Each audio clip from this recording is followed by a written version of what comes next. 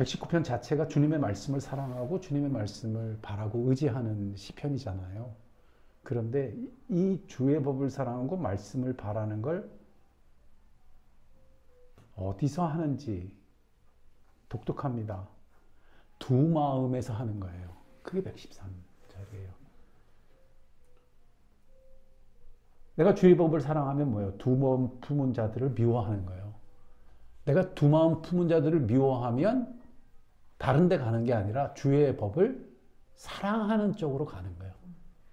이걸 서로 연결시키는 의미에서 이 시편의 119편의 오늘 이 파트는 너무 중요합니다. 나 두 마음 품은 자를 미워하는 이 삶을 내가 어떻게 살 수 있어요? 주의 법을 사랑함으로 살 수 있습니다. 실천입니다.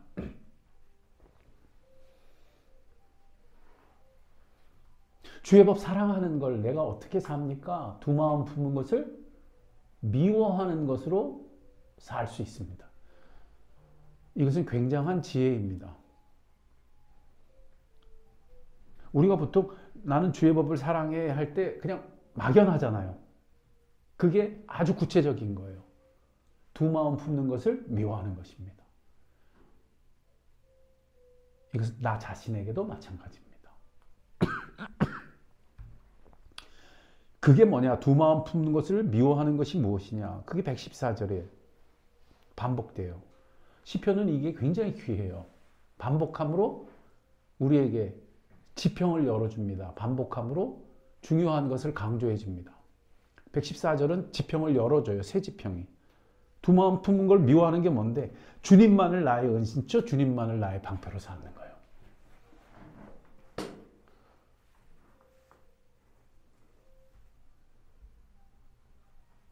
내가 두 마음 품은 자를 미워합니다. 그러므로 주의 법을 사랑합니다. 그게 뭐예요? 주님만을 나의 은신처, 나의 방패로 삼는 거예요. 그러하기에 그는 주님의 말씀만을 바랍니다. 113절, 114절이 반복하면서 우리에게 밝혀주는 이 빛이 우리의 마음에 빛이 되기를 축복합니다. 주님만이 나의 은신처, 주님만이 나의 방패.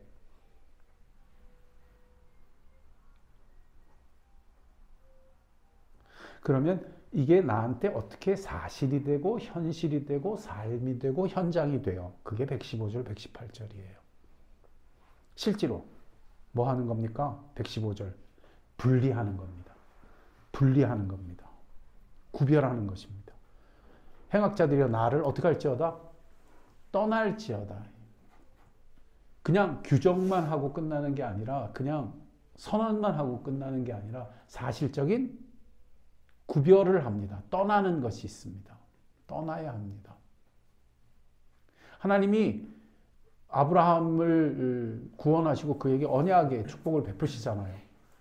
그러면 언약을 뭘로 살아요? 아브라함이.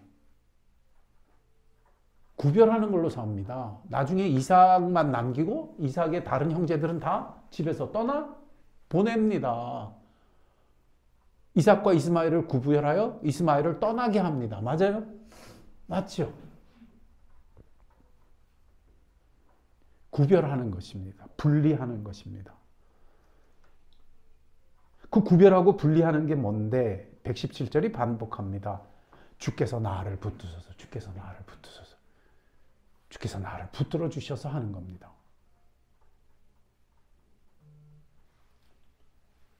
118절은 거기에 따라오는 주님이 나를 붙들 때 따라오는 각성을 기록합니다. 118절. 이 각성이에요. 주의 율례를 떠나는 자는 주께서 다 뭐 하시니? 멸시하시니. 그들의 속임수는 뭐 하나이다? 허무함이니이다. 각성입니다. 이게 왜 각성이에요? 이게 성경에서 지금 시편에서 118절로 나와서 그렇지 실제 삶 속에서 우리는 이걸 속임수나 허무로 보지 않아요. 뭐로 보지? 똑똑한 걸로 보지. 총명함으로 보지. 저 사람들은 똑똑해서 저런 선택을 하는 거야. 저렇게 돈을 버는 거야. 저렇게 권세를 얻는 거야. 라고 생각하지.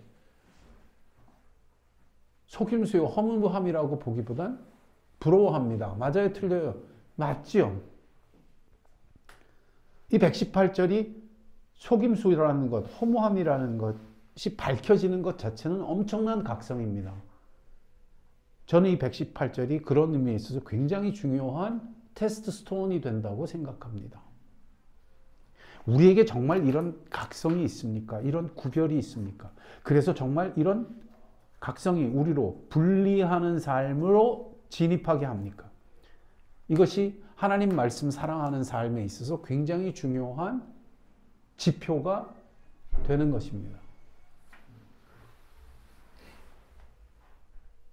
오늘 우리 삶 속에 이런 각성이 있기를 축복합니다.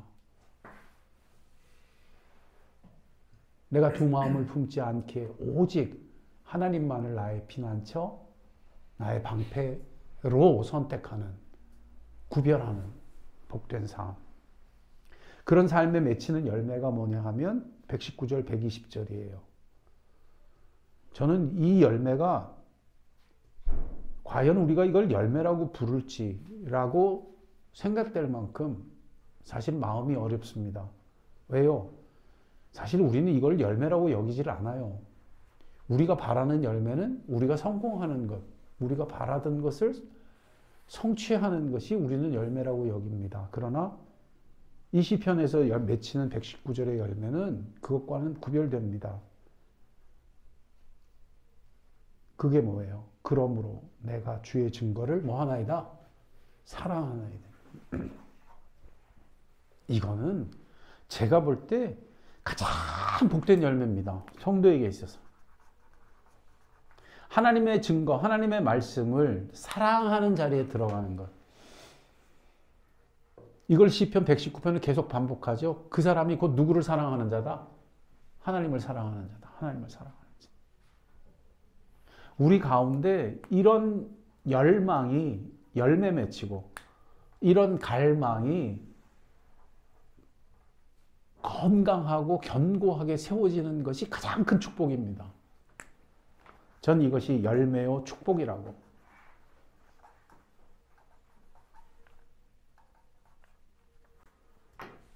여기게 됩니다.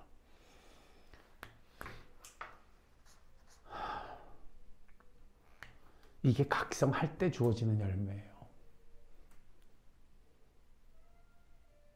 우리의 기도 안에 이런 갈망이 있습니까? 내가 오늘 주의 말씀 사랑하기를 원하나이다. 내 마음속에. 이런 열매가 맺히기까지. 이것이 뭐냐? 주의 증거를 사랑하는 것이 120절. 내가 주를 두려워함으로 떨며 주의 심판을 두려워하나이다. 이것은 하나님을 무서워한다는 뜻이 아니죠. 경외한다는 뜻이죠. 하나님을 경외하는 열매가 맺힙니다. 하나님을 사랑하는 것과 하나님을 경외하는 것은 같이 갑니다. 현대 그리스도인들이 하나님을 사랑하는 노래를 참 많이 불러요. 하나님은 사랑이시다. 그리고 하나님은 날 사랑하실 것이다. 그러면서 놀랍게도 어디에서는 다 비어있냐면 하나님을 경외하는 자리에서는 너무 경박합니다. 제가 소름 돋을 때가 있어요. 그때가 어떤 때냐면 하나님은 사랑이신 줄 안대요. 그리고 하나님이 자기를 사랑하실 거래요. 그런데 막상 그가 하나님을 대하는 태도는 굉장히 경박합니다. 굉장히 이기적이고 개인주의적이고 독단을 부립니다. 그러면서 자기는 하나님의 사랑을 안대요. 그리고 자기가 하나님을 사랑한대요. 이것은 우리에게 있어서 굉장히 중요한 지표입니다. 하나님을 사랑하는 것은 반드시 하나님을 경외하는 것, 하나님을 두려워하는 것을 동반합니다. 시편의 아름다움은 이처럼 119절과 120절이 반복되면서 그 의미를 제대로 말해주고 강화시켜주기 때문입니다. 오늘 이 시편 그대로 구별하는 삶을 인하여 주의 말씀을 사랑하기까지 두려워하는, 경외하는 우리가 되기를 주의 이름으로 축원드립니다. 기도하겠습니다. 아버지, 우리가 하나님의 말씀을 경외하지 아니하며 하나님을 두려워하지 않는 까닭이 바로 두 마음의 자리라는 사실을 알게 하시니 감사합니다. 이 각성이 우리 마음에 있어 우리가 항상 각성함으로 주님만을, 오직 주님 한 분만을 나의 방패, 나의 은신처로 구별할 수 있는, 그리하여 그렇지 않은 악한 것과 세상과 두 마음으로부터 분리되고 구별되는 복된 삶을 살게 해 주옵소서. 사람이 할 수 없는 그것 하나님이 살게 하실 줄 믿사오니 하나님만 의지합니다. 주여, 우리를 이 한 가지 마음길로 인도하여 주옵소서. 우리를 견고히 주님께 귀속시켜 주시옵소서. 의지합니다. 예수님의 이름으로 기도드렸습니다. 아멘.